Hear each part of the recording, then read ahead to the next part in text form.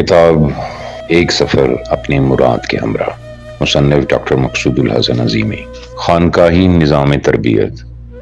مراقبہ حال جامعہ عظیمیہ لاہور میں سہ روزہ تربیتی سیمینار اور مراقبہ حال کے نگران خواتین و حضرات کی میٹنگ تھی۔ روشن نظر اور منور دل دوستوں کا روح پرور اجتماع تھا۔ سب ایک ہی باپ کی روحانی اولاد ہونے کے ناطے آپس میں بہن بھائیوں سے تعلق اور لگاؤ محسوس کرتے ہوئے ایک دوسرے سے مل کر خوش ہو رہے تھے۔ میاں مشتاق احمد عظیمی اور ان کے پرجوش اور مخلص ساتھی پورے ملک سے آئے ہوئے مہمانوں کی میزبانی میں سرگرم تھے۔ فضا میں خوشیاں بکھری ہوئی تھیں، ہر طرف مسرتیں رقصاں تھیں۔ ان خوشیوں اور مسرتوں کے روئے رواں سب کی توجہ کے مرکز ہم سب کے مرشد، ہادی اور مراد تھے۔ ہم ان کی باتوں سے اپنی سماعتوں کی آبیاری کرنے، اپنے ذہنوں کو ان کے افکار کے موتیوں سے سجانے اور دلوں میں ان کے قرب کے احساس کو تازہ کرنے ہی تو اکٹھے ہوئے تھے۔ خانقاہی نظام تربیت کا اعجاز ہے کہ آج علم سینا کو باقاعدہ درس و تدریس کے انداز میں پڑھایا، سکھایا اور منتقل کیا جا رہا ہے۔ روحانیت ایک باقاعدہ سائنس کی طرح تھیوری اور پریکٹیکل کے ساتھ پڑھائی اور سکھائی جا رہی ہے۔ وہ علوم جن کو ٹائم اینڈ اسپیس کے مروجہ پیمانوں سے نہیں پڑھایا جا سکتا، یہاں رفتہ رفتہ طرز فکر میں تبدیلی کے عمل سے گزر کر ذہنوں میں راسخ کر دیے جاتے ہیں۔ طرز فکر میں تبدیلی پیدا کرنے کی ضرورت کا احساس بھی فقیر ہی دلاتے ہیں، اور اس سے گزارنے والے بھی فقیر ہی ہوتے ہیں۔ مکتب اور مدرسوں میں یہ فیضان نظر کہاں۔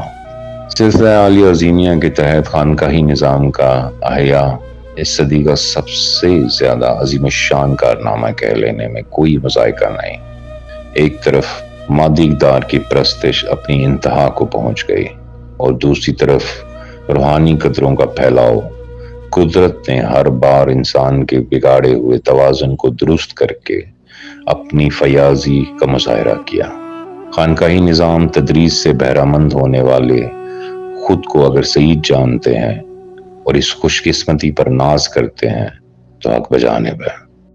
مادیت کے چکاچون سے نگاہیں چندھیا کر پتھرا گئی ہیں، قدریں بدلیں، روایات ٹوٹیں اور پھر مٹ گئیں۔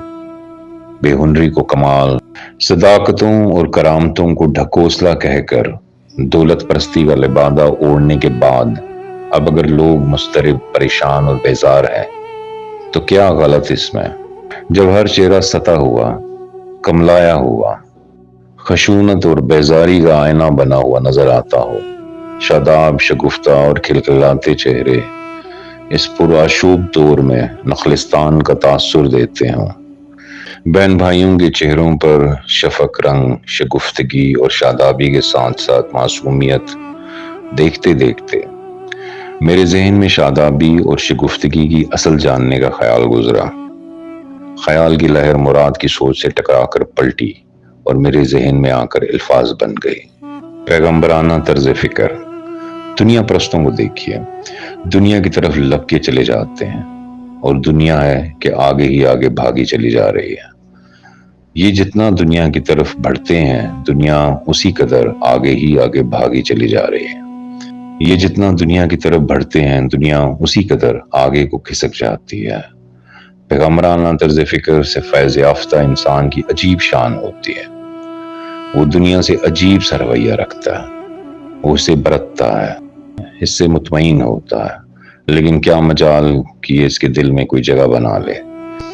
دنیا کے عاشق دنیا کو دل میں بسانے کے جرم میں دنیا کی ستم کشیوں کا شکار ہوتے ہیں، تو ادھر فقیر اور دنیا کو دھتکارنے والے بندے کو یہ اپنی آغوش واہ کیے اسے اپنی طرف بلاتی ہے، لیکن جب یہ دیکھتی ہے کہ یہ بندہ میرے جھانسے میں آنے والا نہیں تو خود اس کی طرف کھسکنا شروع کر دیتی ہے، اور جو بندہ مومن کی فراست سے آراستہ ہو جاتا ہے تو یہ دنیا اس کا رانجھا راضی کرنے میں لگ جاتی ہے۔ اب یہ بندہ آگے آگے ہوتا ہے اور دنیا اس کے پیچھے پیچھے۔ میں اپنے مراد کے ہمراہ جہاں کہیں بھی گیا، جس شہر، جس گاؤں اور گھوٹ بھی گیا، ان کے وہاں پہنچتے ہی ایک چہل پہل اور رونق کا سماں بن جاتا ہے۔ ان کی آمد کا باقاعدہ اعلان کیا گیا ہو یا نہ، قرب و جوار کے لوگ ملنے، علاج کرانے اور اللہ والے کی دعا لینے کھچے چلے آتے ہیں۔ ایک بار لاہور مراقبہ حال میں بڑھتے ہوئے ہجوم کو دیکھ کر تبصرہ فرمایا، میں تو جیسے گڑ کی ڈلی ہوں، ان لوگوں کو تو گویا میری خوشبو آ جاتی ہے۔